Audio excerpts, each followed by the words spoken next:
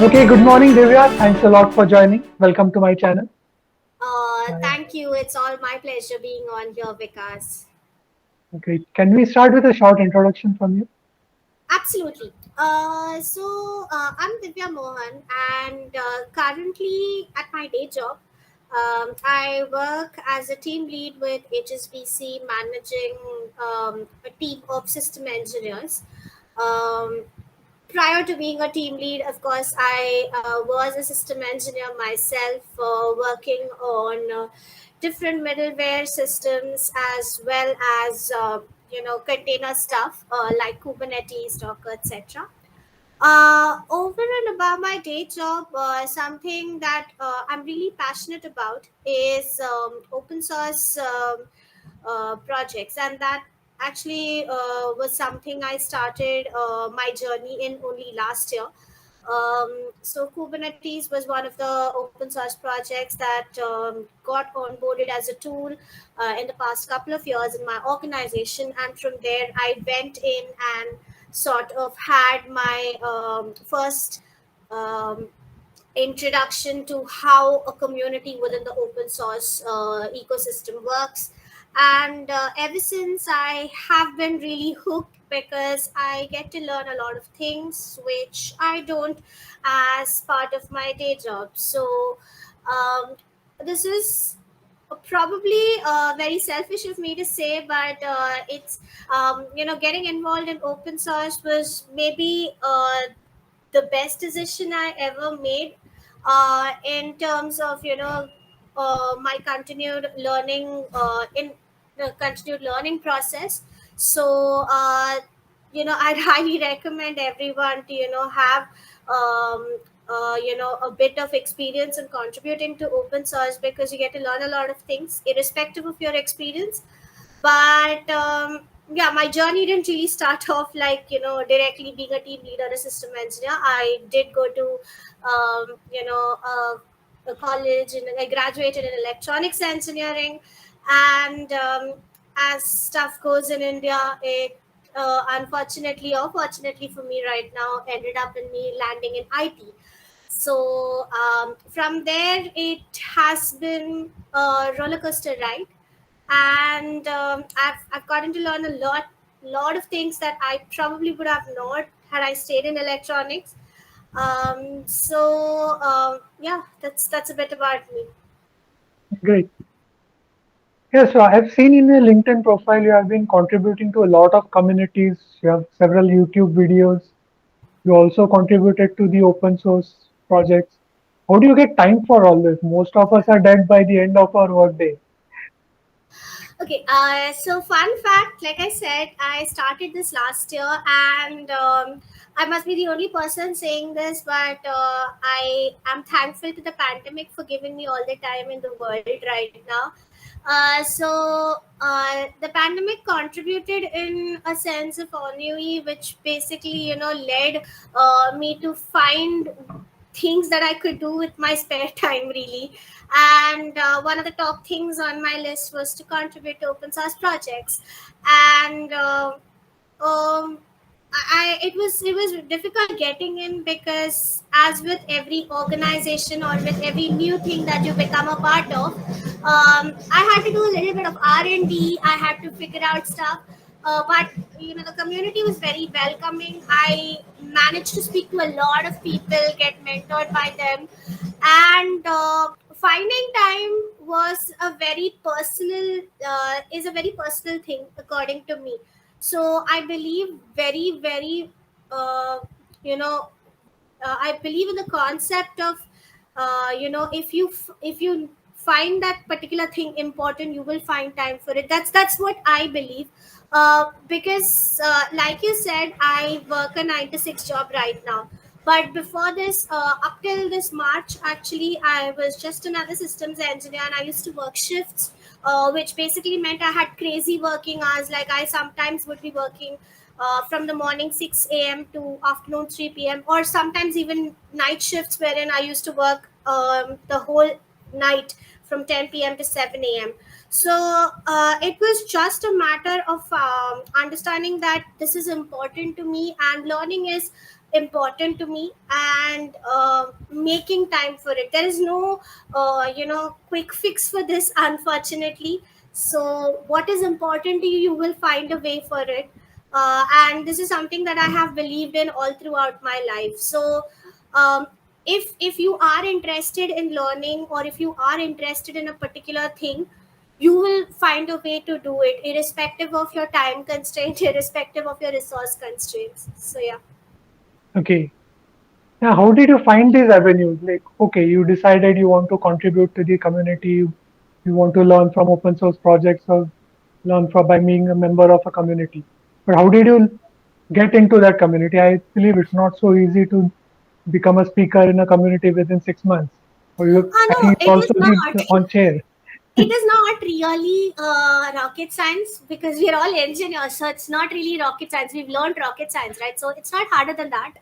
But it's I guess I would attribute it to luck, really.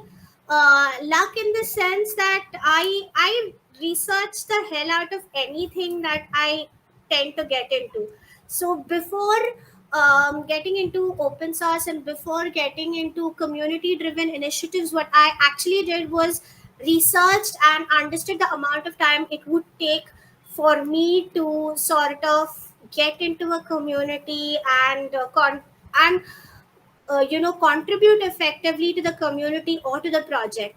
So the very first thing that I remember doing is signing up on all the meetup groups that were in my area.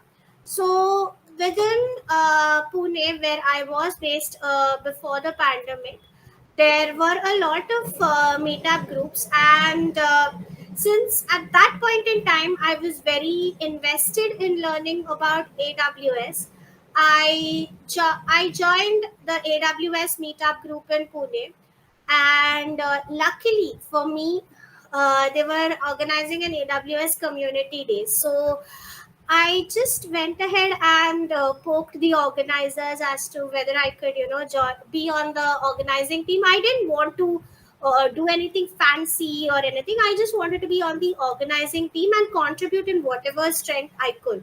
So I did that, and from there, I sort of pieced things together in the sense that I was responsible for the marketing section of the community day. So via Twitter and via LinkedIn, I had this way of understanding what would work with certain target audience, what would not work with certain target audience, and I got introduced to a wider community, not just working on AWS, but working on different aspects of different technologies, not cloud, not cloud native, but people just who are a part of tech Twitter or tech LinkedIn. So I had a chance to interact with them, and AWS Community Day Pune happened to be the very last event that I attended before the pandemic. So I actually got a chance to interact with all these people, and from there made in-person connections. I still speak to a few of them these days. And the thing is, it is a ripple effect. It doesn't start or end at any point. I consider it a journey. I know it sounds very vague, and like those motivational speakers, it's a journey.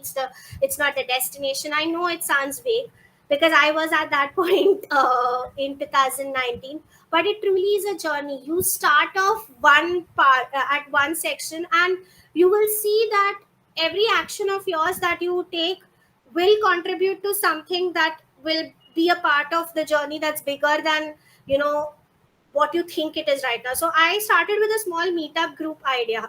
I did not even know whether signing up for that meetup group would mean anything. I just started there. Then I got, because of that, I went it on. I actually signed up for Twitter in 2019. I did not have a Twitter Oh, account before that, so I signed up for Twitter after 2019. Then after I started doing the marketing for AWS Community Day, I had a couple of interactions with people on Twitter, via which I went into open source because I was interested in Kubernetes. Now, fun fact: the person who people rather who helped me get into Kubernetes were also a sort of ripple effect of my interactions on Twitter. So there was Jennifer who actually introduced me to Rin from the Kubernetes community, and that was a perchance sort of an interaction, because I was not following Jennifer. I was not anywhere on her timeline, but someone from my timeline happened to like her tweet, Oh, and I literally reached out to her asking, is it possible for you to introduce me to someone from the Kubernetes community? And that's where the whole flow started. So then I got introduced to Rin, who introduced me to 10 other people. So it's all a matter of setting the ball in motion. Once you do that, I would say everything falls into place, but you at least have the responsibility of ensuring that the ball is in motion. So once you start, it is impossible to stop. okay. Okay, so it started as like you proactively push yourself as an organizer rather than as a mute audience. And then you Yeah. started interacting with the people in there. Yeah, actually, I was in a program called the Enterprise Engineers Program in 2019 with HSBC. So, as part of that, one of the things we learned in that program was to sort of interact with more people outside of our bubble. And thus far, I had not been doing that. I had not spoken to people outside HSBC. Like, even if I had friends outside HSBC, those were people who I knew since like ages, school friends or college friends or community friends. Like within Mumbai or within Pune, if I knew anybody, those were the people I used to get in touch with. But open source and the AWS community has really, really expanded my horizons in terms of the people I know and the people I get to call as friends, because I interact on a daily basis with people across the globe, and I don't mean to say this lightly. They really are people who are based in US, UK, Russia, wherever. So it's not like I know people only who are in my country or in my company. That sort of makes it better for me, because I get to learn from those perspectives. And it was Enterprise Engineers Program who actually sowed that seed, and from there I just took out my version of it and pushed it out of the world by joining that meetup group.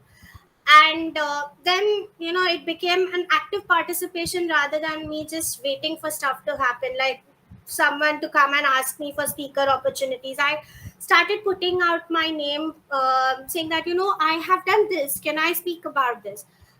First it was me going around and asking people, I have experience in this, I have done this, would it be okay if I spoke about this at your event? And that is how it transformed. Really, I became a more proactive participant rather than just sitting back on my chair and expecting people to come and hand me opportunities. Okay. So how easy is it to join a community as a speaker? Do they grill you or are you welcome there? So it depends, really. Again, communities are tailored to specific interests or specific topics. So if you are already in that domain, so say if you are already a part of an organization that probably works on Kubernetes, or you have a special viewpoint like Kubernetes for beginners or for college students, or Kubernetes, how to get started with Kubernetes as a team. Like, I'm just giving you thoughts here, but if you have a specific viewpoint and if you're able to shed more light on how others with a similar viewpoint can sort of benefit from your talk, I believe your proposal for talking is a very valid one. And I also am on the program committee for KubeCon. So one of the things that when we assess CFPs we do is to see if it introduces any novel content. And this is not just at KubeCon, but at any conference, right? You want for someone to derive uh, value from the kind of content that is being put out there.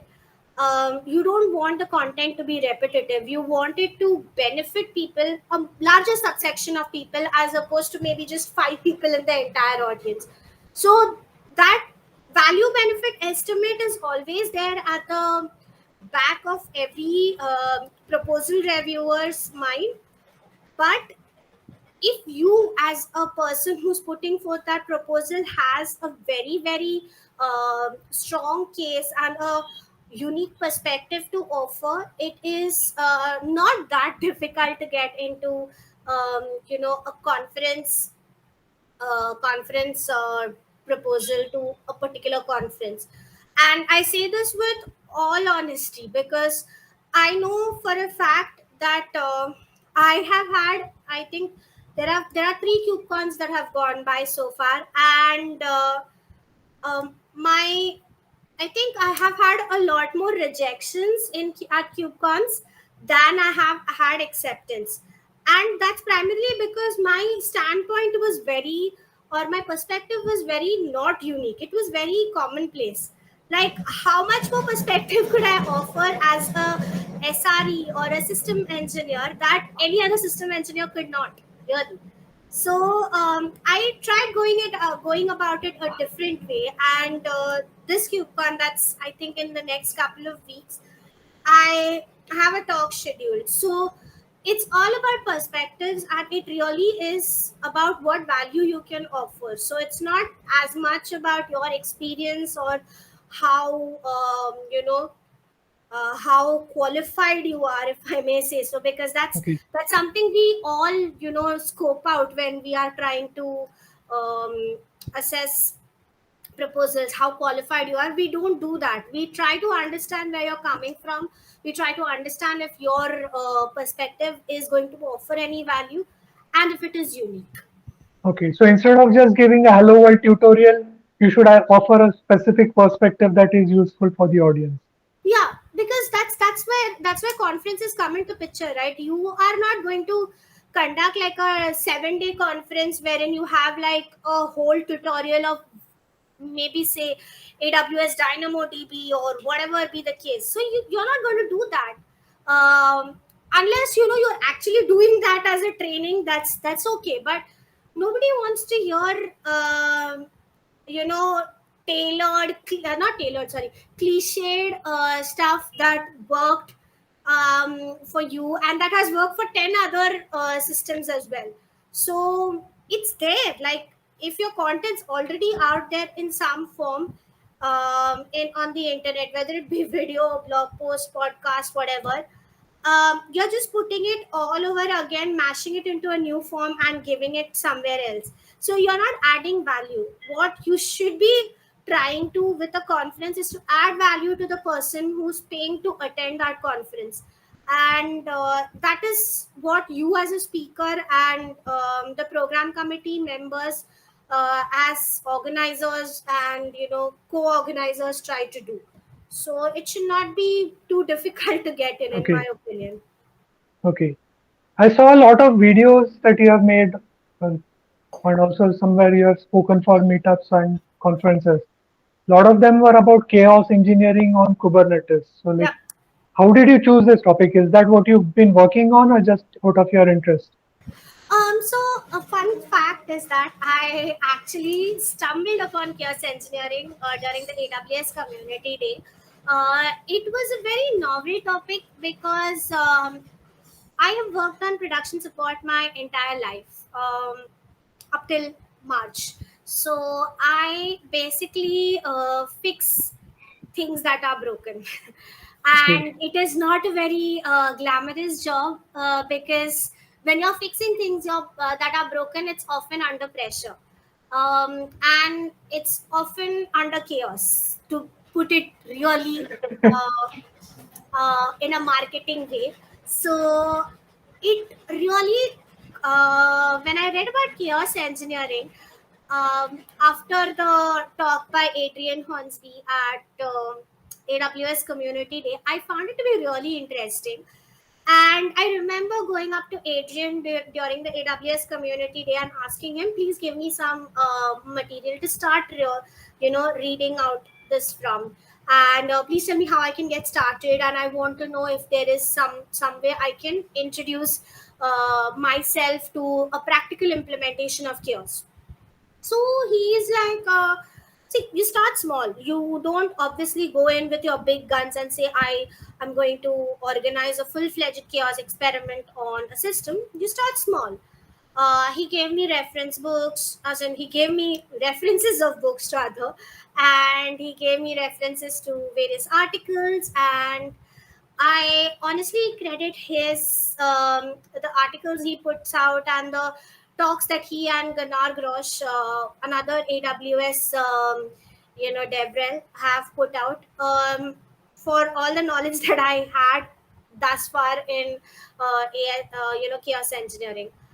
Then one of the things that I also cited interest, like I mentioned that I went via Jennifer to Rin. I asked her about Kubernetes, but I also asked her if she was aware of anything that would sort of cause chaos engineering to be implemented on Kubernetes. And she directed me to a GitLab discussion for Litmus Chaos, which is an open source chaos engineering product for cloud native systems. And it was really my luck that the discussion was maybe a 4 day or a 5 day. Um, it dated back to 4 or 5 days. So basically, it was very recent, and I just jumped in and I asked. I was like, I want to learn more about this. Where can I look up? So the person responded right away. We connected on LinkedIn, and I began my journey in chaos engineering and open source, the ecosystem. So after that, I actually overcommitted to Uma. I remember even today that I overcommitted. I'll do this, I'll do that, I'll do this, and I ended up doing nothing. So one thing that I mean, none of it was, not all of it was, like a very smooth highway. I've had my own share of ups and downs, but yeah, I overcommitted at the very first instance. I was like, I learn XYZ and I will do this and I will do that. And I ended up doing nothing. I really overcommitted myself and I ended up doing nothing. After which, Umar reached out and he was like, so you're interested in documentation? Why didn't you say so before? Let's put you into something that you're more interested in. And I started leading the documentation efforts for Litmus Cure. So all the documentation that you see out there, I have not written it, but I sort of oversee how it gets structured, and I oversee the quality of content that goes in there. So basically, leading the efforts, but not actually writing content for it is, um, you know, my role in Litmus Cures. And I also spoke at one of their events, wherein we had this group panel, and I was required to moderate a panel. And honestly, I learned so much more than I would have. So it's again, just it wasn't out of any specific targeted interest that I did. I just heard about it and I thought it was an interesting idea. So I went ahead and pursued it, and it turned out well for me. Okay. So this has nothing to do with the work at HSBC. You're not working on this domain there. No, so if I may say so, HSBC has not piloted any chaos engineering projects yet. So as far as I remember, and to the best of my knowledge, what I know is that we are still in the very initial phases, Okay. and we've not yet adopted anything so far. Okay. So this is just your interest that you have followed to this level. That's really Yes. great. Yeah. So that brings us to like, how does this impact your work at HSBC? Or So, to be honest, I understand Kubernetes way better than I would have if I had just sort of, executed commands and be done with it. Like, I understand it way better than just as an administrator. Like, sure, having administrative and a developer knowledge is extremely essential. I would not say that you should not have that knowledge, but I now understand why a feature goes into Kubernetes at this point. Like, I understand how a feature goes into Kubernetes, what processes it goes through, what are the security impacts. Like, I can, and if I have a doubt, I can actually reach out to the people who have sort of written that feature into Kubernetes and understand the nitty gritties. And that's something that I wouldn't have gotten to do with a proprietary product. And it gives me so much joy to, ping people and understand why this is the way this is. So that's something that really, I take back to my job. And over and above that, the Kubernetes community is very vast, like so vast that I think it was around 50,000 plus contributors just in 2020. Wow. So, 50, so I wouldn't say I know all the 50,000. I barely probably know around 200, if even that is a great number. So I get to learn from them, and I don't mean this in a very light sense. So there are so many things that I take back from that community: the way we hold meetings, the way we hold, open discussions, the way we hold any sort of consensus driving. That all is stuff that I take back from there to my daily job, and it's helped me become a better team leader. To be honest, I hope I am a good team leader to the people I'm leading, but this is something that I have taken back, because um, in cop in a corporate environment, we do things differently, and that's something that all of us must accept, because it's very different from how an open source organization works, and there's no harm in accepting that. But there's also no harm in trying to adopt better ways towards hybrid ways of working, which we are at right now. Um Open source has always been remote first, right? Like, it's not a job, it's a voluntary thing, but it's always been remote. And now, since our jobs are remote, I take back all the things that I have learned from my open source journey into my day job. And the product knowledge is just an added benefit, but I think the skills that I learned as part of communicating with different people in the Kubernetes community, as well as in the Litmus Kiosk community, is what I take back to my day job. Oh, that must be a big value for the company. Yeah, I hope so. Yeah, I I'm really sure do hope it is. so. Okay, like as you said, you ended up overcommitting yourself in the beginning. A lot of us make that mistake. Like we choose too many domains. I want to learn DevOps, and also I want to learn machine learning, and I want to learn security. And how did you choose on Kubernetes and stayed on Kubernetes after that? Oh, it was very hard. It's I really would say tempting it's to switch very off. hard. Like, I have the shining object syndrome. So basically, I get interested in everything. Like, I'll give you a real life example right now. In the pandemic, I wanted to do so many things. I wanted to bake, I wanted to cook, I wanted to learn this, I wanted to learn that, I wanted to learn every new thing that came on my. I wanted to give all certification exams from all cloud providers, and I realized at a point that I am not doing this because I can actually do any of it, or I want to do any of it. So I started like courses for almost everything. So I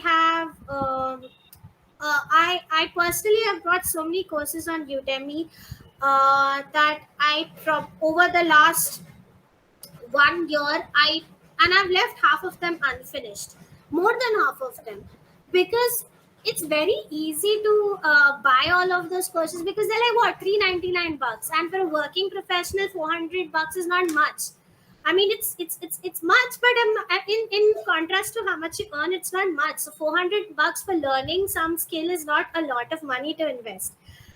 And I bought so many courses, and then I realized towards the end of all my bulk buying that I'm not actually interested in all of this because I am not really going to make an investment of time in giving the certification exam for all of this. Secondly, I'm not even sure if I want to give the certification exam for all of this because they are not actually tied into my day job.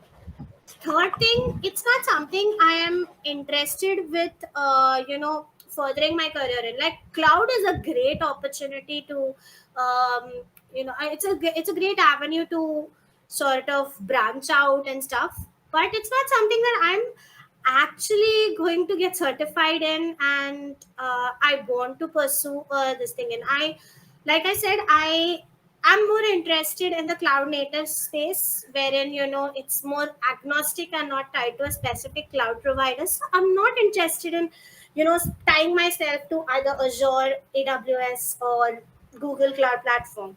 So I went into this whole self introspection mode, and I figured out what was relevant to me at that point in time.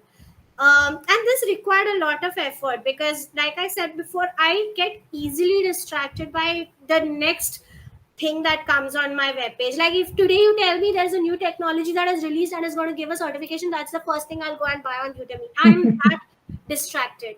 So it's easy for me to do that. But it also takes a lot of self restraint to not do that.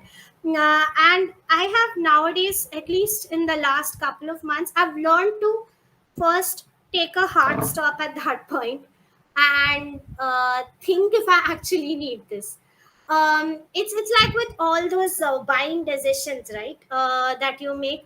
There is a rule that says that if you want to buy something, wait for 1 month and see if it actually makes sense for you to buy in 1 month.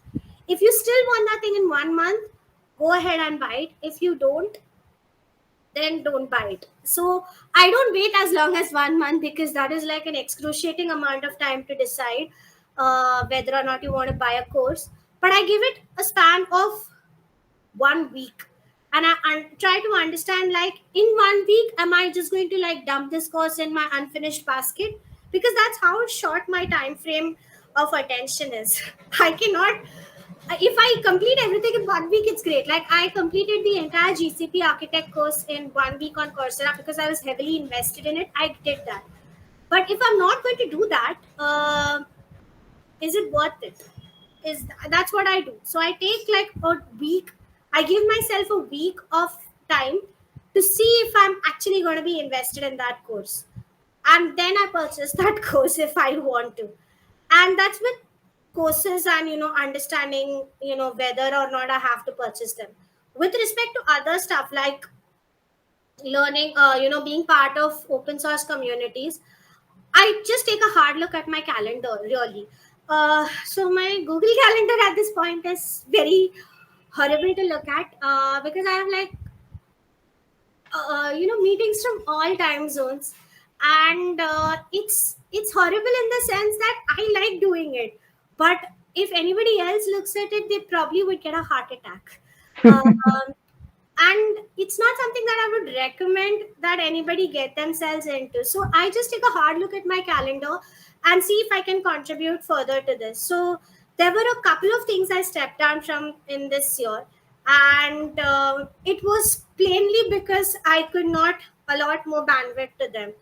And this is a conscious decision I took, and this is a retrospective decision. It's not even like I took this decision once I got once I got the opportunity. After completing the whole of a whole 1.5 year is when I realized I you know was on the edge of a burnout, and I almost ended up burning out in July, August time period. So that was a very real thing for me, wherein I was becoming way overwhelmed. And honestly, just taking a look at my calendar really helps. And if not that, I obviously follow the 1 week rule for learning or anything. So if I'm consistently putting in efforts for a week, I will actually go ahead and buy that course. But I never sustain beyond 1 or 2 days for a lot of the things that I actually do.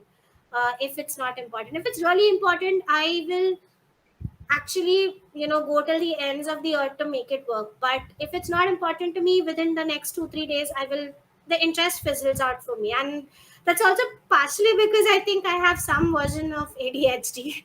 So I have like these intense focus periods, and I've learned to work around that. So this is how it works for me. It might not work for everyone, but Great. it's easier for me to, understand myself this way. Great. That's good. So, like, suppose a fresh graduate comes to you, a college student, you meet somewhere and ask you for tips like how should I shape my career? What would be your advice to them? Okay, so I have been at the receiving end of this question, and I hope I've done justice to this response as well. So I know this sounds cliched, and it's probably written in The Alchemist a million times over, but really find what you actually like. So I know it's very difficult to find what you actually like, because there are like 10,000 things that are flashing at you all the time, and they all seem equally nice and shiny. But give yourself time to experiment, give yourself time to explore. Your college years are a very good, age to do that, because you have like a, I wouldn't say sheltered life, but you have like 4 years of your life to figure out if you are still going to pursue the same thing after your graduation. So, if there is some particular topic that interests you, go deep in it.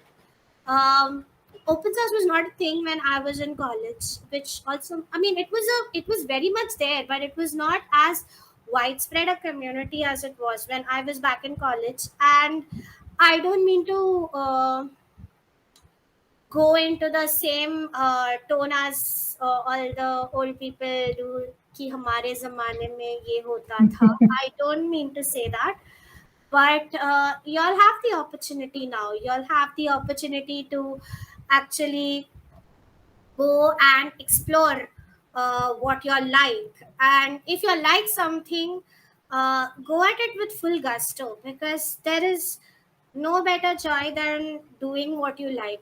I know for a fact that I like documentation and I like words, and that's the only reason I stayed on with both Litmus and Kubernetes as, a documentations contributor. And now I co-chair the documentation efforts for Kubernetes, and I'm the lead for documentation with Litmus Kiosk. Sure, it's not writing a novel, and it's not writing an article in maybe the Washington Post or the Wall Street Journal, um, but it is something closer to what I would have done had I not been in tech. And it is what I like doing. So I won't say that you will get the actual vision. So you don't get to choose the actual vision of what you will be, but you have to aim for somewhere close to what you're good at. And you can do that in a very roundabout way, like I did, or you can just straight away say, I like coding, and hit the target with whatever language. You can do that. You can be really good at coding, you can be really good at just systems, you can be really good at a lot of things, and get into developer relations. You can be a good manager, you can be a lot of things. It doesn't have to be specifically one thing, and give yourself the freedom to explore. And open source provides a great playground for that. You can play around with different opportunities, understand if you are a good fit in that specific area. And if you're not, you are not bound by any specific rules or regulations, which doesn't mean that you have to be flaky. Okay, that is not a signal call for being flaky, but you also have this opportunity to explore. And this is something that was not there for students in my generation and the generations before. So you should definitely make the best use of it. Explore as much as you can, figure out where you are good at, because there's no one stop shop here with respect to answers. Like I can tell you do this, and after 5 months you'll come and say, I don't like this, why are you telling me to do this? So I cannot tell you what to do, but I can tell you that if you actually like what you do, you will somehow do end up doing some version of it in your career. Like I loved writing, I love words, I read a lot of books, I read articles every day. So my love for words is something that I have had ever since I was a kid. And I'm not saying that I do only that. I do a lot of other things as well, because I like a lot of other things as well. So I ended up doing a version of it in my career, and I'm happy. So find what interests you, what you're good at, and then pursue a path that is exploratory rather than just a very narrow straightforward path that goes from A to B. Because if you take an exploratory path, you'll be able to figure out way more things than you did about yourself than you would when you took a path from A to B. Because A to B is a straight journey, and sometimes it's good for people who know what they want. It's good, but a lot of us don't know what they want. And this is true for people in their 40s, in their 50s, in their 60s as well. So even if you don't know at the age of 30, at the age of 40, at the age of 50, it's still fine. You don't need to know, you just need to be open to exploring what piques your interest and what you would like to do at the end of the day. Wow. Yeah, that's a very important point you said. Like, first identify your interest and then follow that. Yep. It's good.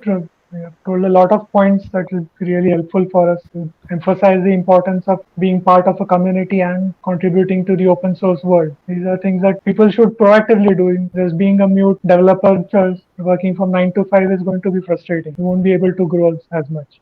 Yeah, I mean, again, whatever rocks their boat is what should work fine for them. So if working 9 to 5, they are also doing things that interest them on the side, that's great.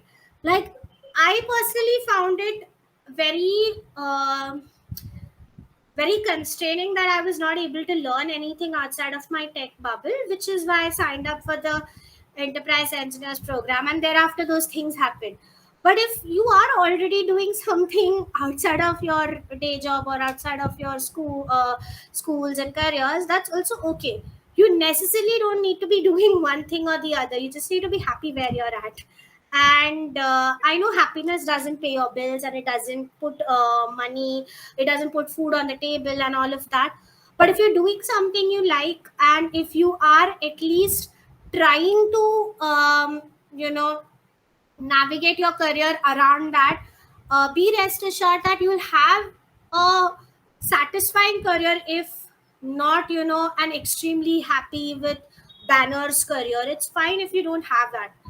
If you're just decently satisfied with what you're doing, you do not have a grudge waking up on Mondays and going to your job, that's a big achievement, and that's like a 99.99% improvement than a lot of people. So if you're doing something that interests you on the side, or even as your day job, that's perfectly fine. So for a lot of people, their day job does interest them, so it is not an issue. But if for me it was not enough, my just doing my day job, um, it was not that it was lacking in something. I am a person that requires more than just one thing to always be occupied, and I like learning new things. And it was just not possible at my day job to learn newer things.